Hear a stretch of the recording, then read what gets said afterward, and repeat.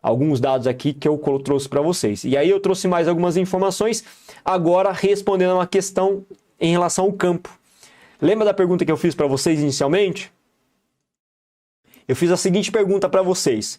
Afinal de contas, alguns de vocês responderam, afinal de contas, a situação é pior no campo, proporcionalmente, tá? Ou na cidade? Quem respondeu que a situação é pior, melhor dizendo, na cidade, errou.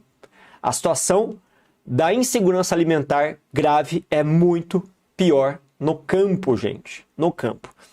Eu também, assim como vocês, tinha uma ideia muito equivocada. Eu achava que, poxa, o cara mora no campo, então o cara pode plantar uma batata doce, pode plantar um milhozinho, pode trabalhar com alguma coisa, ter galinha, comer ovo, tudo natural, caipira, putz, da hora pra caramba.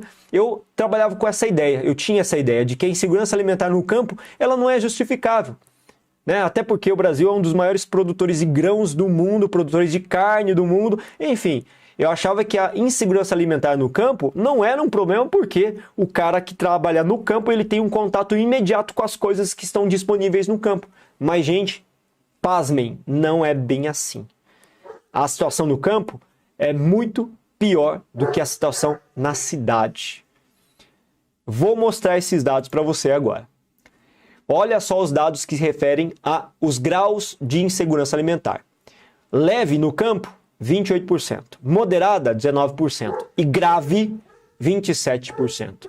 Se você observar o que a gente acabou de colocar em termos de situação de insegurança alimentar grave na cidade, aliás, cidade não, em geral, né? Lembra que a gente trouxe esses dados recentemente? Acabei de falar. Lembra que eram 20 milhões aproximadamente, aí vamos arredondar para 20 milhões de brasileiros. Se a gente for pensar em Brasil, a situação dos casos de insegurança alimentar no Brasil em geral era de 10% de grave, ok? De grave. Só que se a gente for pensar só na fatia do que vive no campo, 27% da população do campo vive em estado de insegurança alimentar grave. Aí você pensa, poxa, mas é muito incoerente, né? Como assim? O cara trabalha no campo, vive no campo, tá perto da roça, das coisas que produzem alimento para ele, e ele passa necessidade assim? Não faz sentido, né? E aí você pergunta, mas por quê? Cara, por conta de vários fatores que parecem incoerentes, mas faz sentido. Olha o que eu elenquei para você. Limitação de recursos hídricos. Aí você pensa, poxa, mas o cara tem um riozinho que corta. Onde tem rio que corta? Somente nas propriedades que ficam à beira do rio. Né? Somente em propriedade que tem poço artesiano. A grande maioria, as grandes propriedades, as pequenas propriedades dos agricultores que são familiares não tem isso. Então os caras não têm água encanada. Concentração de terras nas mãos de pouca gente, né? Então quando a gente fala, por exemplo, que o Brasil é um grande berço da agricultura e que produz muito alimento, quem produz alimento? Não é um cara que é pobrezinho, que é trabalhador, agricultor familiar. Esse cara não produz quase nada. Quem produz mesmo, quem dá essa ideia de que o Brasil é um celeiro do mundo, são os grandes proprietários. Então a concentração de terra é um fator determinante também. Menor alcance de recursos estatais. O cara que vive no campo, gente, ele tá ali ilhado no meio do nada às vezes, numa situação precária, não tem carro, não tem carroça, não tem nada, não tem um lombo de um burro para carregar suas coisas, não tem bicicleta, não tem nada. O cara tá isolado e tá ilhado. Se o cara passa fome, não tem como sair do lugar em que ele se encontra, como é que ele vai buscar auxílio do Estado nas cidades, nos municípios mais próximos? Ele não consegue, simplesmente não consegue, está isolado, tá? Ele passa fome, morre de fome muitas vezes, desnutrição avançada, por conta dessa situação de distanciamento dos recursos estatais. Ele está distante de qualquer auxílio das ONGs, igrejas e sociedade civil. Sabe quem que você vai ajudar? Às vezes você ajuda as pessoas que passam na sua casa, na rua da sua casa.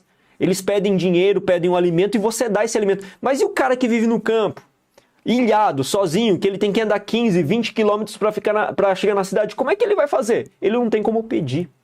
Ele não tem nenhum assistencialismo da igreja, de ONGs, do Estado, quanto muito menos, e da sociedade civil também não. Então, por isso que a gente consegue entender que quem mais sofre com a insegurança alimentar são as pessoas que moram no campo, para susto nosso, né? Para a gente ficar bem pasmado mesmo com tudo isso.